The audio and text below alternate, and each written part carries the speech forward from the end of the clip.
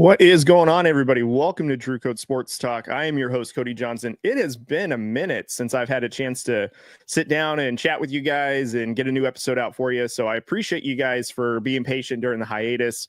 I've been trying to be as active as I could on TikTok and Instagram and all the other platforms. So I appreciate you guys joining with me on this brand new episode. Actually, I think it's my first one of April. So it's kind of crazy how fast 2025 is going in general. So I appreciate you guys hanging out with me for this episode. In this episode, it is pretty much filled up with NBA conversation, and there's some really interesting NFL news that I also will be talking about as well. So before we get started, do me a favor. Go ahead and subscribe to the channel. If you aren't already subscribed, please go ahead and do so. Turn on the notification bell so that way you never miss a new episode of Drew Code or a video or a short, whatever the case may be. And go follow us on Instagram, TikTok, Facebook, Threads. We're pretty much on almost all the social media platforms. Whenever the day comes that TikTok is no longer around, we will still be on the other platforms, still distributing our content like normal. And last piece of housekeeping notes, or actually a couple more, but one of the last ones is Drew sends his love. Him and I went golfing this past Sunday. Ton of fun. He's doing well. He's just super busy with coaching. He's doing the summer AAU coaching right now for the girls varsity team and for his own age group. His oldest daughter right now, she is in the middle of basketball and all sorts of other sports. And so he's living the dad life right now and being a sports dad, and the missus right as well as doing the same. So shout out to those guys. And also lastly, I will be on a couple of different podcasts coming up, so stay tuned for that. You guys will start seeing some stuff coming out on social media on our platform and on the others that I will be collaborating with. One of them is Answer the Call with Tim Collins. I'll be on his show on Monday. We'll be doing like a mock draft for round one, which will be super fun and exciting. I'm excited for that. And then I'll be collabing tonight, Friday night, with Jason Colenso of Three from Deep. He's part of the Boom Broadcast Network that I've been really close with the last few months, I would say, since our first collaboration. And then I will be on night one and night two pre-show with the Boom Broadcast guys with Michael Davis. I think Shannon's going to be on there with us. Sean may be there. Jason, I think, will be joining us. So we'll be going over WrestleMania night one and night two festivities and matches and going over all sorts of fun stuff. So go hang out with us. You're going to see some stuff going around on social that I'll be sharing and that the Boom Broadcast guys will be sharing as well. So that's a couple of housekeeping notes. So I'm going to go ahead and kick off the show. I mean, it's been about a month since I've had a chance to talk with you guys, so I hope all is well. And I'm going to kick us off with some NBA playoffs. Playoffs are basically starting this weekend. Friday, as I'm recording this, is going to be the final day of the play-in, so we will know who's going to have either the 7th seed or the 8th seed. We're also going to find out who's eliminated. If I'm not mistaken, tonight it is the Mavericks going up against the Grizzlies, and we got the Atlanta Hawks going up against the Miami Dolphins, the Miami Heat, excuse me. So I'm just going to be very brief in this. I think that the Grizzlies are going to find a way to sneak in. I think either Mavericks or Grizzlies is just going to be playing against, if I'm not mistaken, they're going to be playing the 1 seed. So they're going to be playing OKC to get swept, in my opinion. So really doesn't matter who wins that game, in my opinion. So it is what it is. And then with the Heat and with the Hawks, in my opinion, I think it's the Heat. I think they got better coaching. Also, too, like Trae Young and this team, they seem like they are on the come up, but Trae Young's antics in the first play against Orlando, where they did lose and he got tossed because of basically showing up a ref. I think kind of that immaturity stuff is what's going to prevent Trae Young from really excelling with the Hawks. And they had a really good season considering last year's a pretty debacle type of season. And, you know, they came out in this one. I think they ended the season as the 8th seed. And, you know, if they get bounced by the Miami Heat, who came in as the 10th seed, I think that just goes to show coaching and maturity is what is going to be the difference maker in this one. So I have the Heat. So regardless, though, that means the Heat would go up against Cleveland.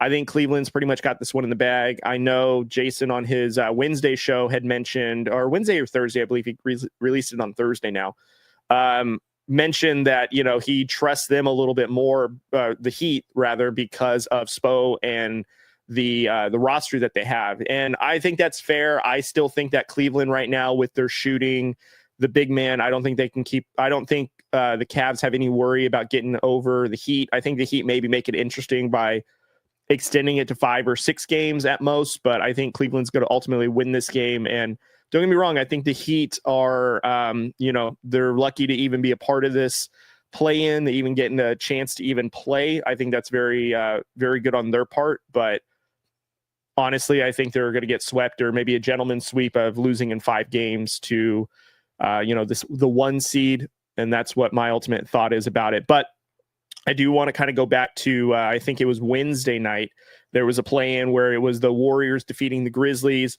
The Warriors have then clinched the 7th seed, and they will have the chance to play the 2nd seed, Houston Rockets. So this is actually very interesting because the Houston Rockets, very young up-and-coming team with former Boston Celtics head coach Ime Udoka, who is basically really getting the most out of these guys and really coaching them up really well. And they got some really young players.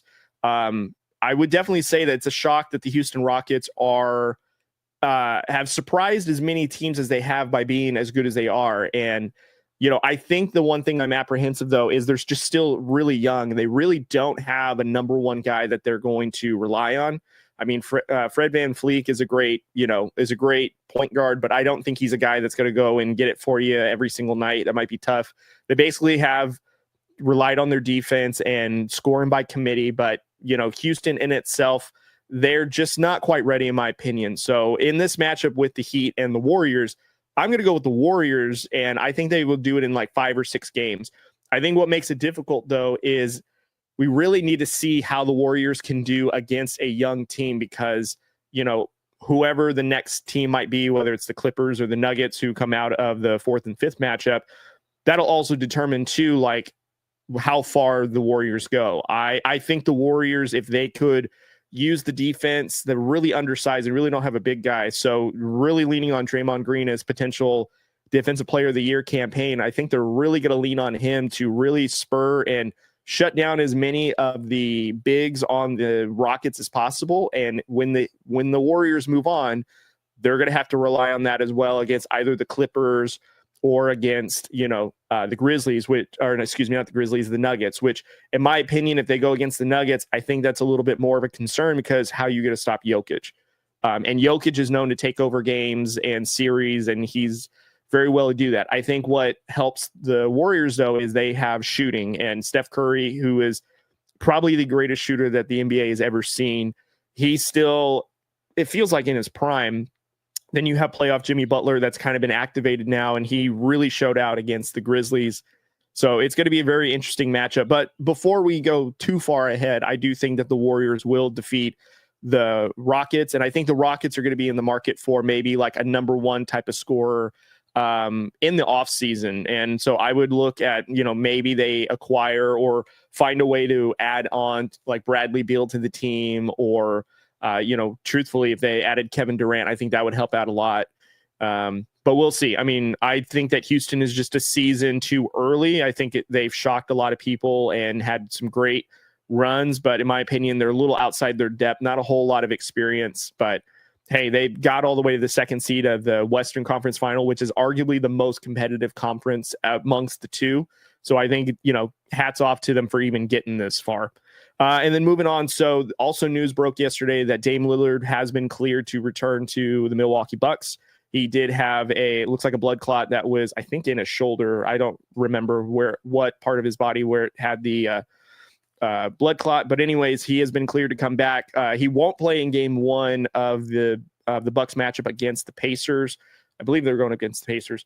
But, he probably will be available for round 1 in general, which is kind of huge because Giannis has been absolutely carrying the Bucks all the way through the playoffs. It kind of was able to clinch a playoff seeding with Giannis only. He had some historic triple-double games leading into the end of the season. So it's kind of impressive just Giannis getting them into the playoffs the way that they are in the condition that they are. If I'm not mistaken, they're playing the 5th seed Pacers. So this will be very interesting. I think we need to see where Dame Lillard is condition-wise. And, I originally, when Dame was added to the Milwaukee Bucks, this was a couple of seasons ago, I thought this was a great, Batman Robin kind of a combination where they would complement one another. And, it took him a long time for some reason to get going and to really get anything manifested or any sort of chemistry. Obviously, as everyone knows, they, went through a coaching change last season, brought in Doc Rivers, I think before the halfway point of last season, and then Doc Rivers is still on the team now. But it just still feels like that this Bucks team is super underachieving. I feel like they should be much better. And they did make a trade to get Kyle Kuzma at the deadline. I thought that was a really good move to bring him in because he's athletic, he can shoot, and pretty much it's just been a wash. If I'm not mistaken, they traded Chris Middleton to the Wizards to even acquire Kuzma. And honestly, should have just kept Middleton because Kuzma has not really elevated the team as much as I was hoping for. However, Bobby Portis is back with the Bucks, so that should be very interesting. And obviously, they still have Brook Lopez, so they got a lot of length that can shoot. But I don't think it's enough, in my opinion. I think the Bucks have a pretty good shot at moving on. I just think that they have a lot of personnel kind of woes that they're not going to be able to overcome. And it's kind of a shame, too, because they were just the NBA champions no more than 3 seasons ago. They added to the team, and you would have thought they'd been better, but obviously losing Malcolm Brogdon, Chris Middleton, I think they lost a couple of other key players. And, you adding Dame, you would think that would help elevate the team. And really, it's just really underappreciated. So makes you wonder how much longer Giannis and Lillard are going to be teamed together. And also, too, Giannis, does he want to continue to stay in Milwaukee, or does he want to go somewhere else to be competitive? I mean, shoot, we just saw Luka get traded from Dallas. It's a whole nother thing that I'll talk about later in the show. But got to makes you kind of wonder what's Giannis thinking about if this team can't get to a point that he's hoping for. What does that mean for the Bucks and their relationship in the future? Moving on. So honestly, as everyone has known, the Dallas Mavericks shocked the world by trading away Luka. We've all kind of gone over this. I've said it several times on this show. We've talked about it a lot on Out of Pocket with Michael Davis and 3 from Deep with Jason Colenso. So I've given several opinions of what I thought about the trade. And obviously, as a Lakers fan, loved it. I mean, who wouldn't want to trade for Luka? I'm sad to see AD go, but it is what it is. I mean, there's no way that we don't get any shot at Luka without, having to give up Anthony Davis. And honestly, for what we gave up for Luka is best case scenario, because we didn't have to give up Dalton Connect. We didn't have to give up Austin Reeves. We didn't have to give up any other younger assets. Really, it was Anthony Davis, who is somewhat injury prone, that we, were wondering when that time was going to come. Unfortunately, after the trade happened, it happened literally the first game that he returned to Dallas.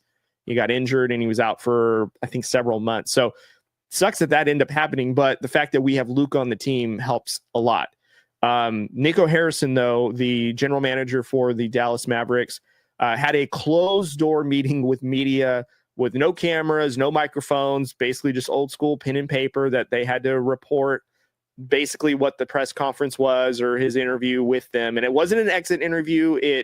Obviously the Dallas Mavericks right now, they did beat, who's the team that they beat? They beat the Sacramento Kings to move on in the play-in to have an opportunity to be, I believe it's the 8th seed. So right now they're going to play the Memphis Grizzlies today as I'm recording this on Friday.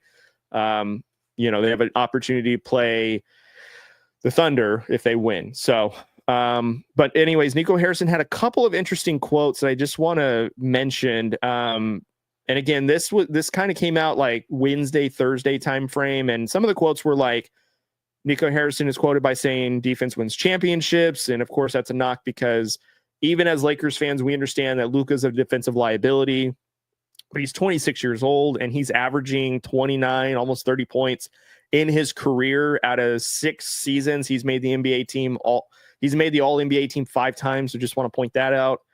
There's no regret with the trade. Nico says part of my job is to do what's best for the Mavericks, not only today, but also for the future. And some decisions I'm going to make are going to be unpopular. And that was basically some snippets from Nico Harrison's press conference with the media. And my reaction to that is ultimately this.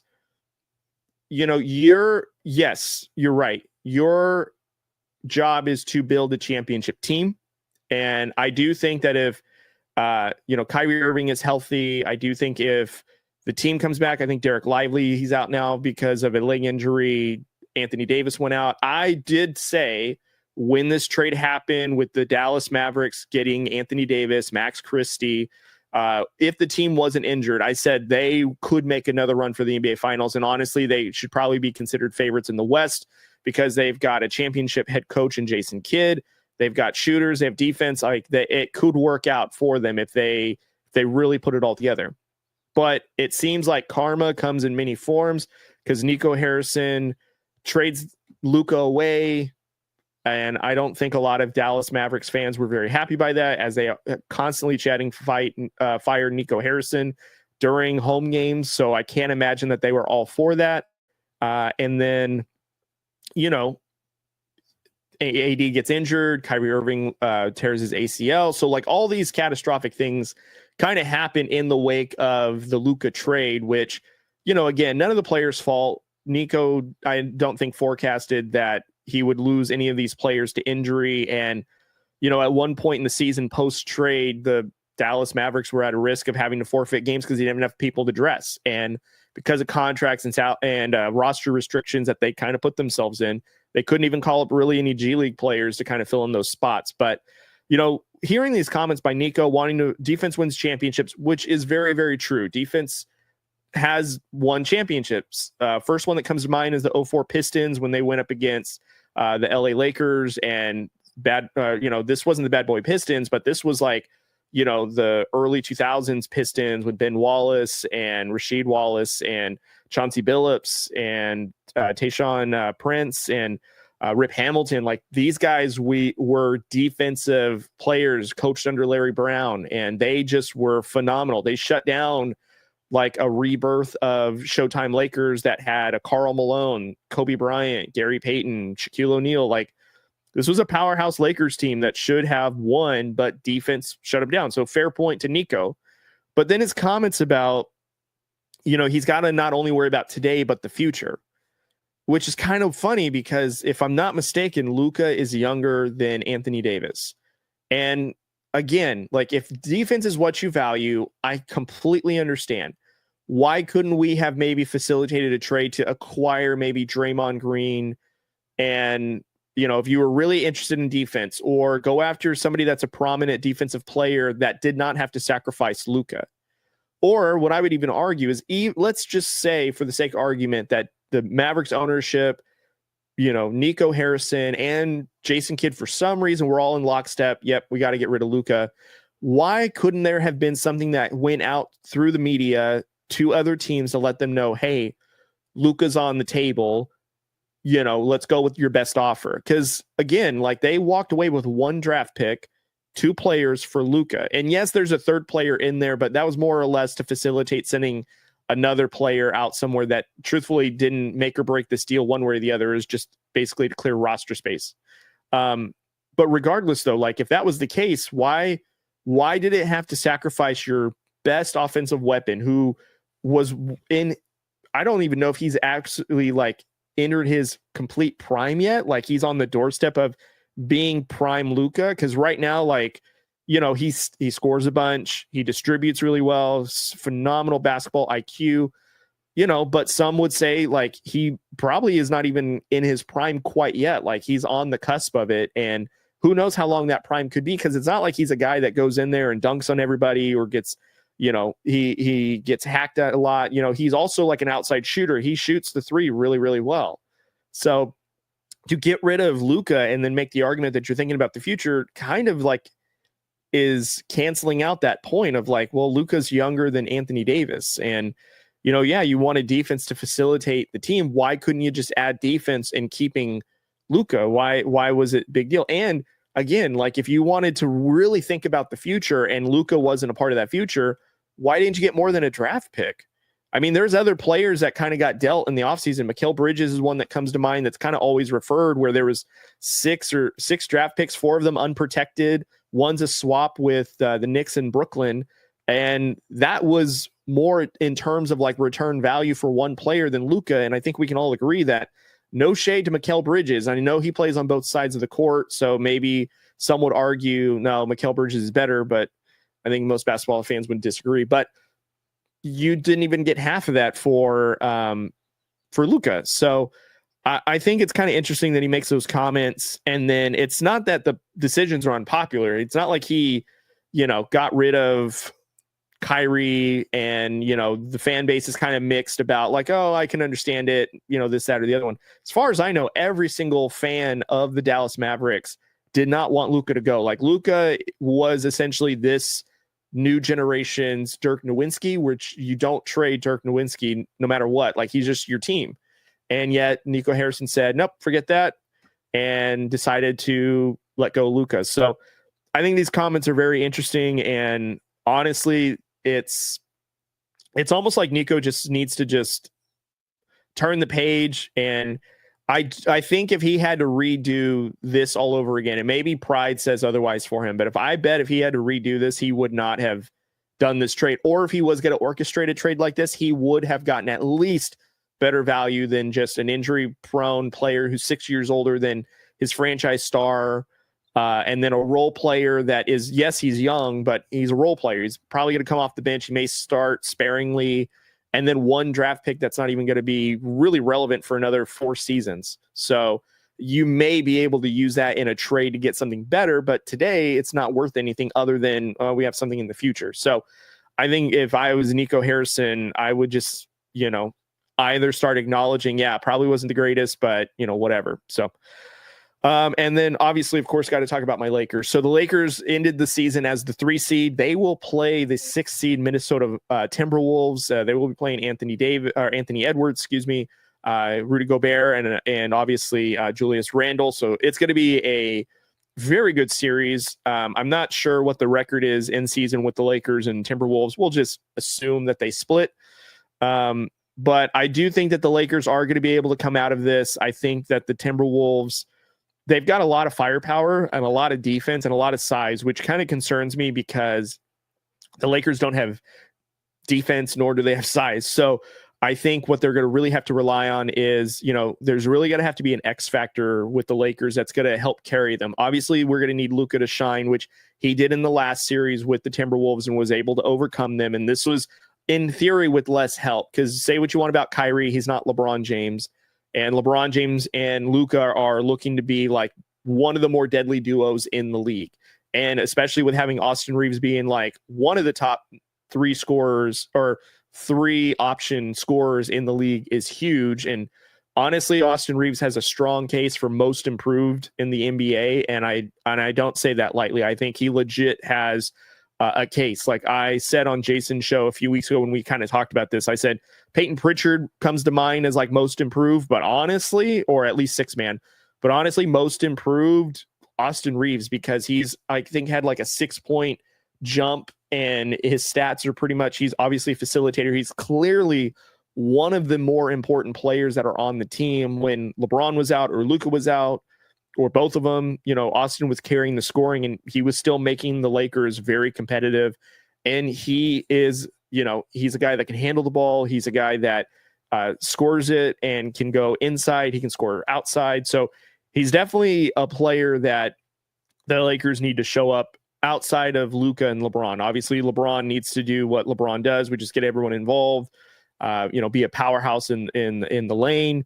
And Luka absolutely needs to be Luka. Like, he needs to be able to take over games, and the Lakers will allow that to happen for sure. Like, I can't imagine that JJ Redick will not want Luka to take over, because Luka has carried the Mavericks to the finals in the playoffs. So it's very likely that Luka will be a player that is going to just go absolutely unhinged. And I'm very curious to see what JJ Redick has up his sleeve. He said that he saved some stuff for the playoffs. I'm very curious to see what defensive schemes come up, what offensive play calling, like rotations maybe. I'm very curious to see what JJ Redick has in store. But, again, I mentioned an X factor, and I did throw out Austin Reeves. I think Austin Reeves is a legitimate X factor here for the Lakers in this series, because we're going to need him to show up and score 20 points a game, distribute, 5 to 6 assists, maybe even get up to close to 10, because he's going to have to facilitate. He's going to have to distribute the ball. He's going to have to be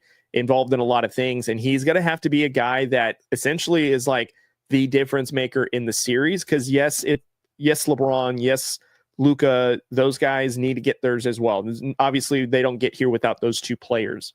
But Austin Reeves clearly is this team's X factor. that needs to go out and absolutely just tear it up. He needs to absolutely just be Austin Reeves and, still continue to be who he's been this entire season. And I wouldn't say don't necessarily change, but like make sure you're aggressive and you score like what he's been doing all season, which has been phenomenal. But I do get concerned a little bit with the Minnesota Timberwolves having Anthony Edwards, who is ascending into, all NBA status with his defense, with his offensive play. His shooting is much better. Like, I'm not saying that Anthony Edwards is going to beat the Lakers all by himself. It's going to take a cast of players. But since Julius Randle has returned with Anthony Edwards and Rudy Gobert, the way that they play defense, it has been the reason why they have flourished late into the season. And sure, they've lost some late season games to the Lakers. And, the Lakers have been on a really good run towards the end of the season where they've had great wins against, the Nuggets, the Timberwolves. They've beaten the Thunder in two separate games towards the end of the season. But the Timberwolves are a team that you don't want to sleep on. Don't take lightly because, at once was an up and coming team. Yes, they've lost some firepower with not having Cat any longer, but they've still maintained a lot of relevancy, and a lot of that credit goes to Anthony Edwards, who, in my opinion, in maybe next season or even a few more seasons, given a few pieces, because we talked about Kevin Durant potentially being a fit for Houston Rockets. I think the Timberwolves would be an interesting fit for Kevin Durant as well. But even if Kevin Durant was on the Timberwolves, let's say next season or whatever, Anthony Edwards to me would still be this team's catalyst to success. And in my opinion, Anthony Edwards is an MVP caliber candidate next season, because I think with obviously what the new ownership is going to do, with what this front office is doing with Minnesota, I think now with a clearer vision, of course, of building around Anthony Edwards, which is the point of this all, could lead Anthony Edwards to actually make his first huge leap into potentially being an MVP candidate. And I would say it's going to be as soon as next year, just because of what he's done this year, what it seems like less talent and more adversity. I think Anthony Edwards is going to come out and just be a superstar. He's already won, but I think it's going to go even further next season, I would say. And then, of course, I have to give you guys some sleepers. I think some sleeper teams in these playoffs from the East and the West that I think we should all be really not sleeping on. Like, don't take these guys for granted. Don't think because that they're in the middle of the playoff seeding that they aren't much of a threat, because they absolutely are. In the East, I would say the Indiana Pacers. Pacers have actually some very good players that are very good distributing. They are all good shooting, and they play with just this team defense, and they are very good about just onslaughting offense on you at any given time. Now, their first round matchup is the Bucks, so high probability that they do get bounced because the Bucks just have the more playoff experience. But Indiana Pacers, in my opinion, being a little bit younger, Tyrese Halliburton going up against Dame Lillard, who Dame Lillard is not a defensive guy. Halliburton could have great shooting nights, which I anticipate. Also distributing the ball very, very well. Their cast of players is very, very good with Pascal Siakam. Like, he is a very good Robin or Batman combination to Halliburton. Like, this is a very good team that could surprise some people and continue to move up in the East. I don't think Milwaukee is going to win their matchup with the Pacers. I think the Pacers are going to move on to round 2. And depending, of course, who they get between, I believe their next round matchup would either be the Knicks or Detroit. I think that's a very interesting matchup, but I would say the Pacers, in my opinion, they would be the team I suspect that's going to be a sleeper in the East that people need to really pay attention to. And in the West, I mentioned this team last time I was on 3 from Deep with Jason. We had a really good back and forth about sleeper teams or Cinderella teams, because it was around March Madness. The Los Angeles Clippers, in my opinion, they're being slept on right now, and they've gone on a streak that is very scary. They're coming into form, and they make me very, very nervous. Like, if the Clippers and the Lakers played first round right now, I would be very nervous for the Lakers in terms of, I think it would go all 7 games, and I don't know if the Lakers can hold out in game 7. And I think the reason why is because you got James Harden, who's been continuing, obviously, his playoff run, 16th year in the league, and now into the playoffs. He hasn't missed the playoffs in his career, and he's shooting the ball better. He's back to ISO James Harden, but this time in a way that is creating other offense for the Clippers, which has been very unique. And then Kawhi Leonard actually being healthy for the last like month and a half of the season, putting up like in March, I think he averaged like 25 and a half. And then, or not, no, that was in February, excuse me. And in March, it increased to like 27. And he's shooting threes at a much better efficiency. So in February, he was shooting about 35% from three. And in March, he ended the month with about shooting about 48, almost 50% from three, which is huge. It's not including him, distributing the ball, rebounding the ball, his defense. When Kawhi Leonard is healthy on the court, and obviously he is one of the better players in the league. And I think the reason why it feels like he's surprising everybody is because we've gone through quite a few years, ironically, of Kawhi Leonard being injured, missing the playoffs. I think a couple of playoff seasons ago, he tore his ACL, so he was out for this season. Obviously, with rehabbing his ACL his last season with Paul George, of course, those Clippers underachieved. So the Clippers went ahead and just, traded away or allowed Paul George to walk. And of course, that's how he ended up with the 76ers.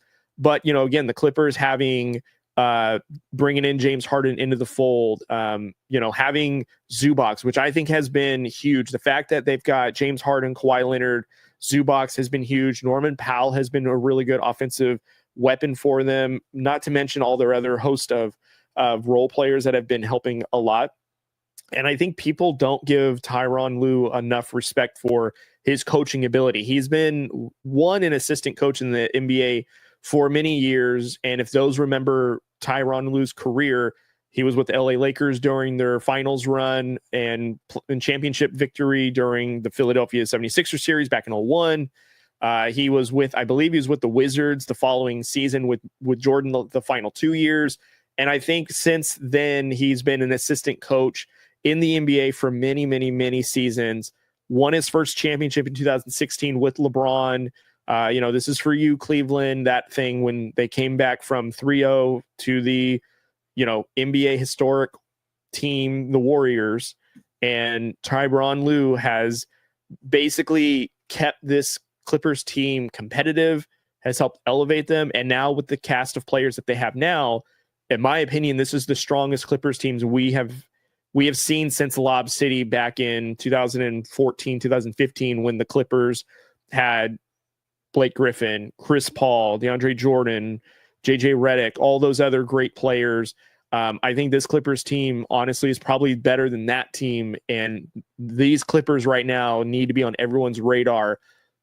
And I think because we're just assuming that they're going to fall apart because Kawhi Leonard, and he hasn't. He's actually maintained health. He's doing well. And not only that, now that he's healthy, he looks confident. He's scoring the ball. His defense is tenacious. You don't have to worry about James Harden playing defense like elite or not, because Kawhi Leonard over there, two-way player, he's going to shut down his guy, and he's got to make sure that he is shooting the ball at an efficient rate. And we forget like how talented Kawhi Leonard is. So those would be my two sleeper teams. In the East, I would say the Indiana Pacers, and in the West, I would say the LA Clippers.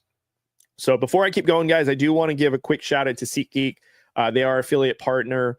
If you guys are looking to get like tickets to any sporting event, concert, show, or whatnot, go to SeatGeek.com. Use the promo code DrewCode to get $20 off your first order. They've got this great app that once you get into their app and you're looking at whatever event you want, they have a green dot next to the ticket that you're looking at. It lets you know that green dot represents it's a good deal. And if it's a yellow or a red, it represents it's not a great deal, so keep looking. But SeatGeek, if you use DrewCode, you're going to get $20 off your first order when you use them. They've been great partners with us, so I really hope that you guys use them so that way it helps support us and help support them. And then don't forget Fanatics right now. If you guys are NFL, NBA, Formula One, WWE, whatever your sport is, Fanatics is the #1 licensing partner for all those leagues and teams and affiliates. So, in the link in this episode, you're going to be able to see all those sports that you can, sports leagues, WNBA even, that you can click on to go and purchase your licensed gear, and that way you guys are all set for the new season of not only WNBA, but the NFL as the draft is coming up, NBA as playoffs are coming up. You guys are going to get all that. So speaking of the NFL, I actually have some NFL topics, believe it or not. As everyone knows, the draft is going to be next week. I believe it's April 24th through the 26th. So it's going to be very, very exciting. I think everyone has been, on pins and needles since, the end of the season. And fortunately, with how the season ends with like Super Bowl and how the new season kind of works out with free agency, there's a lot of news and a lot of fun, like activity still happening well into like March for the NFL, where you have good conversations to have about, who signed what, and, Geno Smith, for example, being traded to the Raiders, and then, having a couple of other teams that are cutting players, signing players. So it's been a ton of fun. And so now we finally have the draft coming up. And like I said, I will be on the Answer the Call podcast hosted by Tim Collins. That'll be on Monday, the 21st. I think we are going to record, and then it's going to go live shortly after that. But you guys are going to see a bunch of promotion for that coming out probably today and over the weekend. So that's very exciting. And then there'll be an AFC roundtable in May that we'll be announcing as well, which will be super fun. But some of the NFL news that I have is just a couple of small things coming up here and there, but I did have some thoughts about it, so I did want to go over them.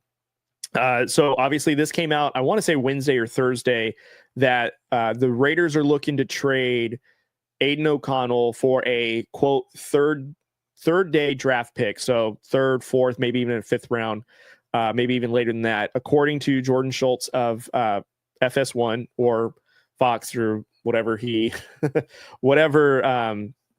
platform he is, broadcasting his news from. Anyways, I have some thoughts about this. So I'm really glad to see that the Raiders are going to try to facilitate something to get Aiden O'Connell.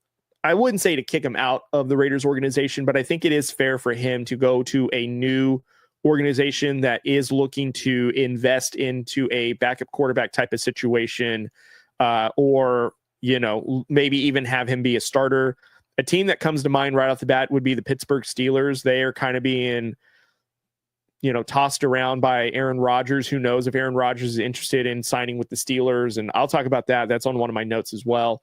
But I think Aiden O'Connell getting at least, an opportunity to go somewhere else to compete, and hopefully, whatever team decides to add him on, I think would be very interesting and good for him as well. And, Aiden O'Connell, I think, has the talent to play in the NFL.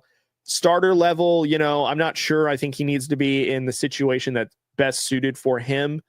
I think the Raiders, though, with how things have played out between having the regime of McDaniels and Ziegler to AP and I forgot who the GM was of the Raiders during AP, and someone's probably going to tell me, shout it out as they're watching this right now. But now that we have Spytek and we have Pete Carroll, obviously there's a lot of different, there's a different path that the Raiders are going on. And clearly it was made when they, traded for Geno Smith. They just gave him a contract extension that pretty much showed that he's going to be on the team for the next 3 to 4 seasons, maybe even 3, because I think it's a team option in the last year.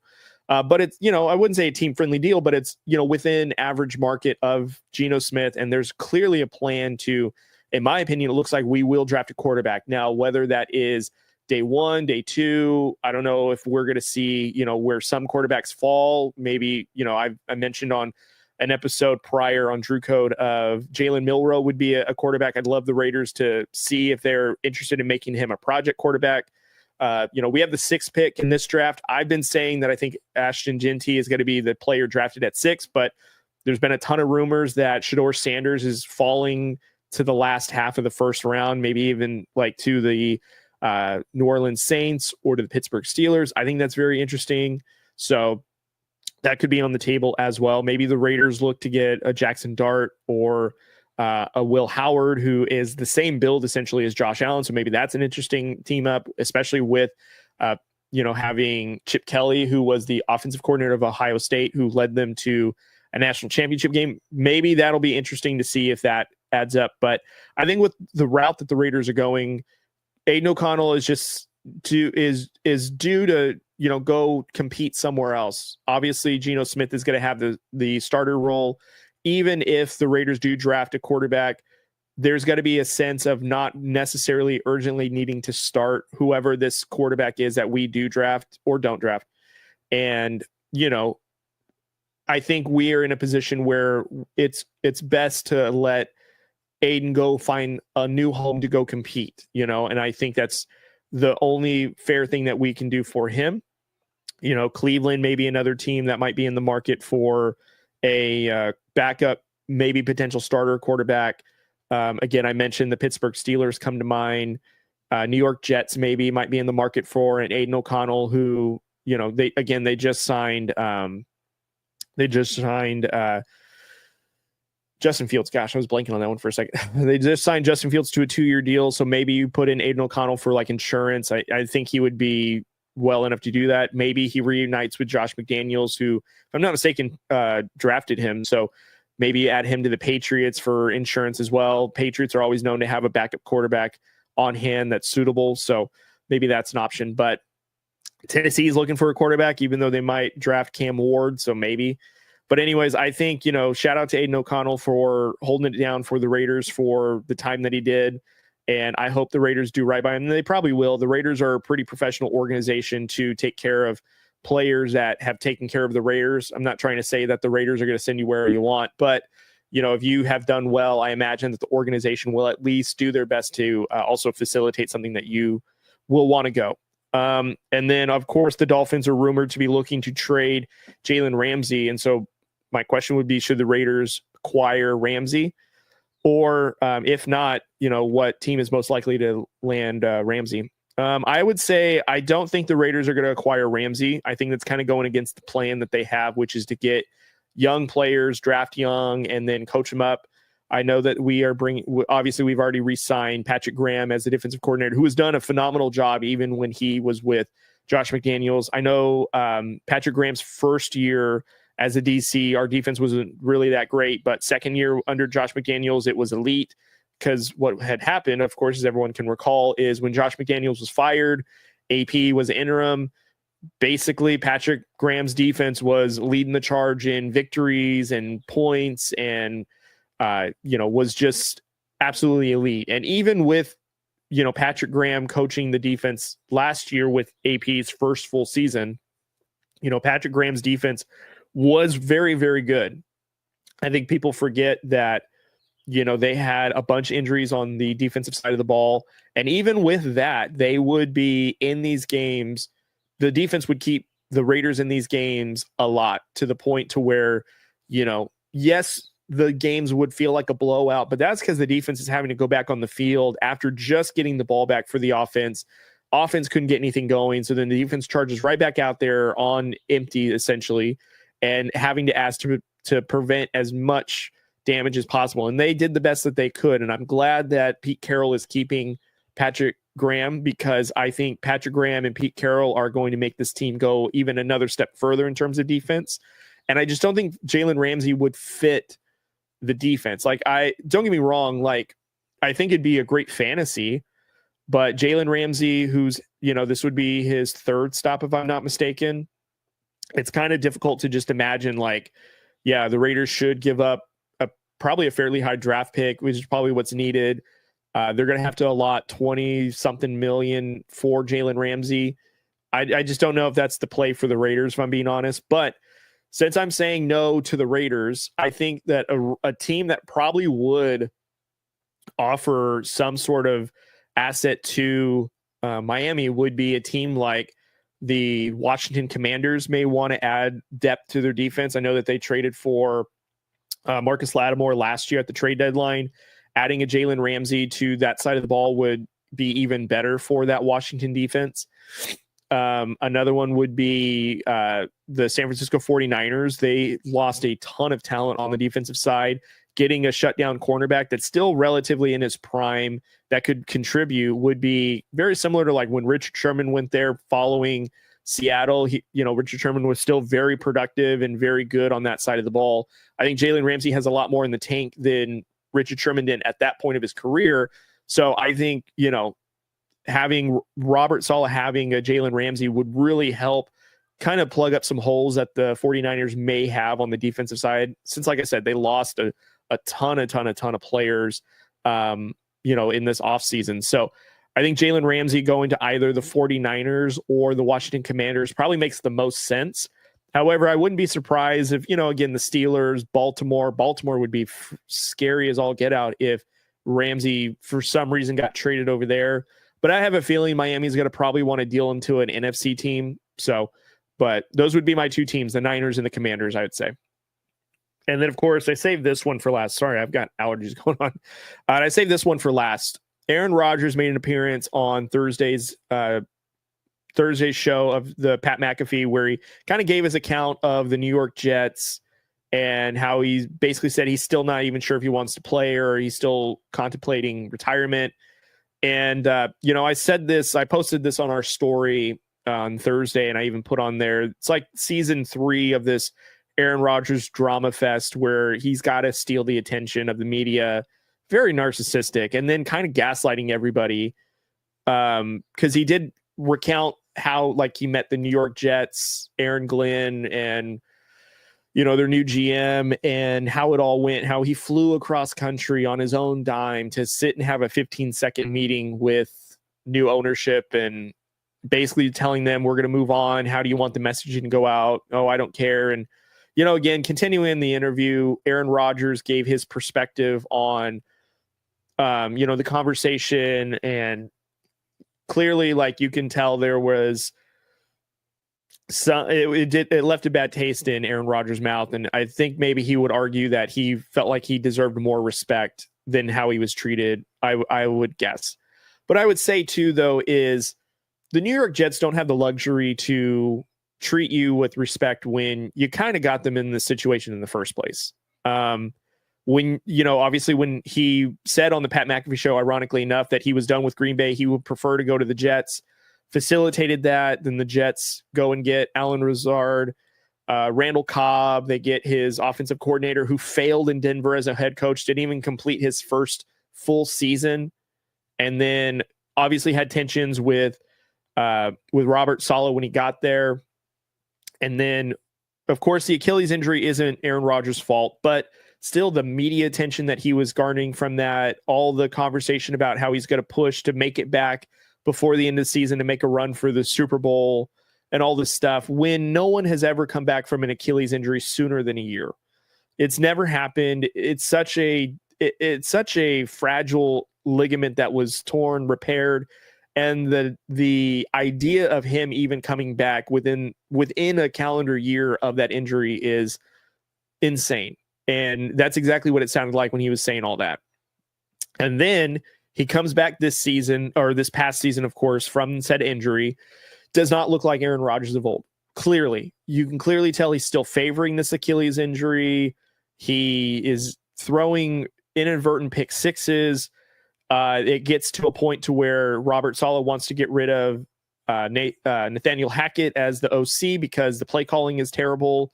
Aaron Rodgers pushes back. So essentially all that happened was that escalated Robert Saleh's exit out of the team following, I believe it was an international game that they played in. I think it was London or Wembley Stadium, I think was the game that basically the New York Jets got obliterated. Aaron Rodgers looked pathetic.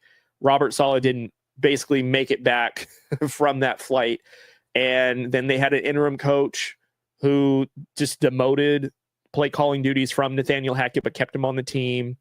Lost again following that week. And then they desperately traded for Devontae Adams, lost the following week, and just continued this spiral thing.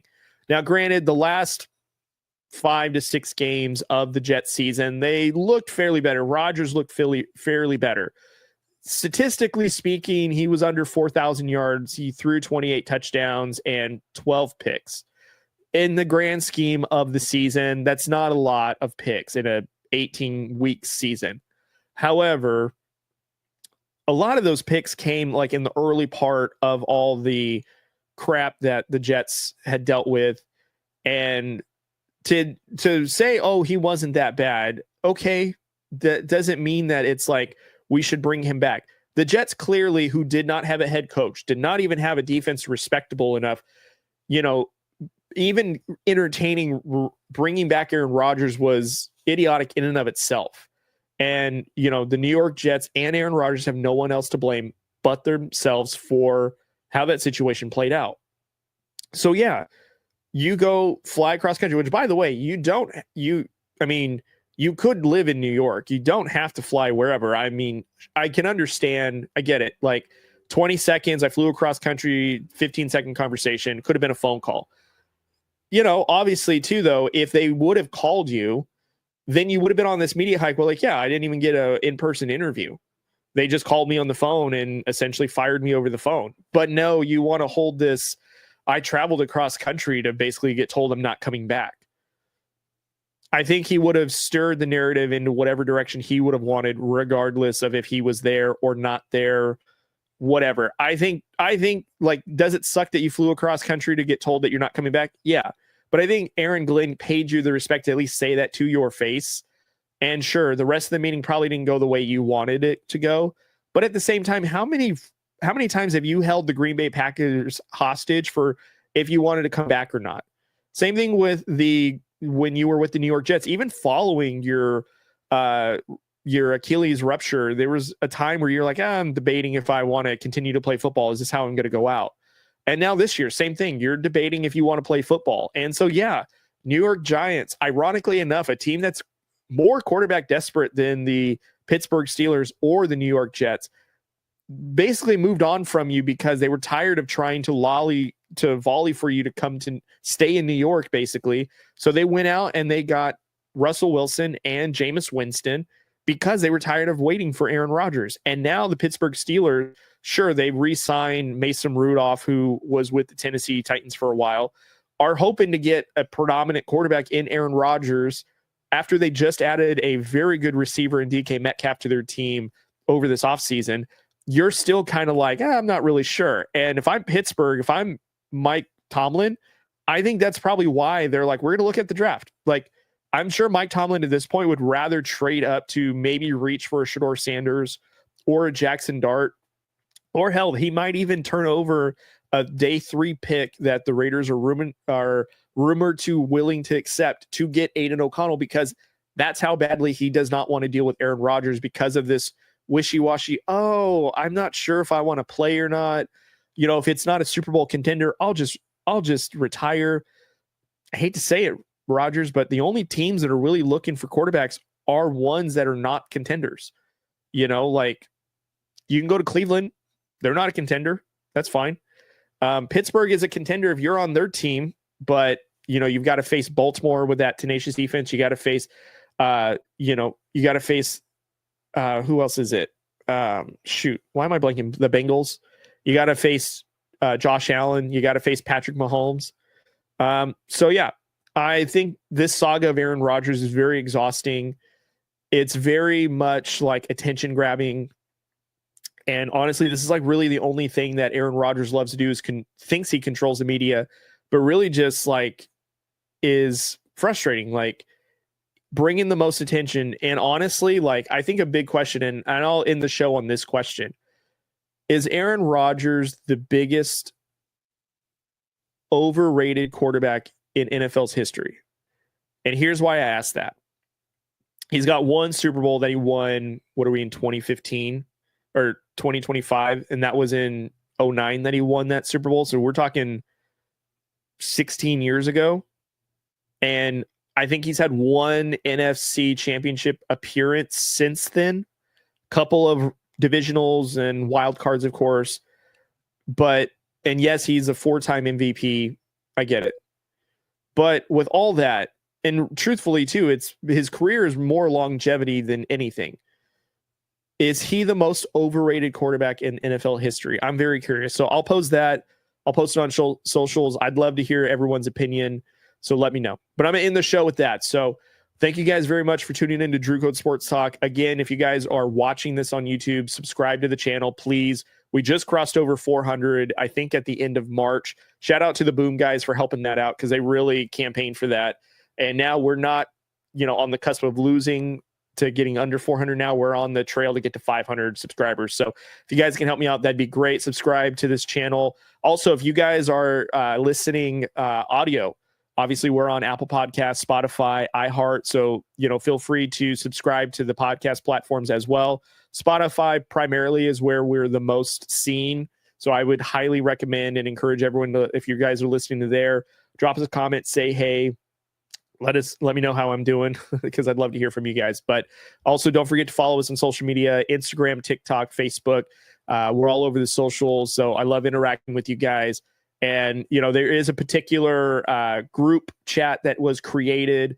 Shout out to I'm going to try to get this name right. It's 3 Guys, 6 Balls podcast. They came up with this idea to get a bunch of podcasters together in one big group chat via Instagram, and we've connected with a ton of different creators. So shout out to those guys.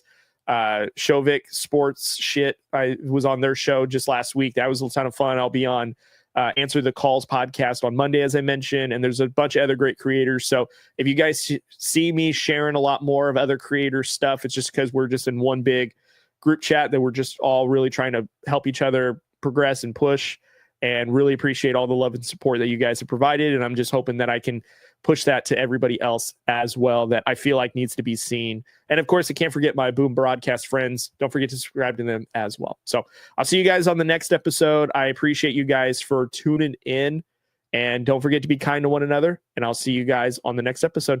We'll see you.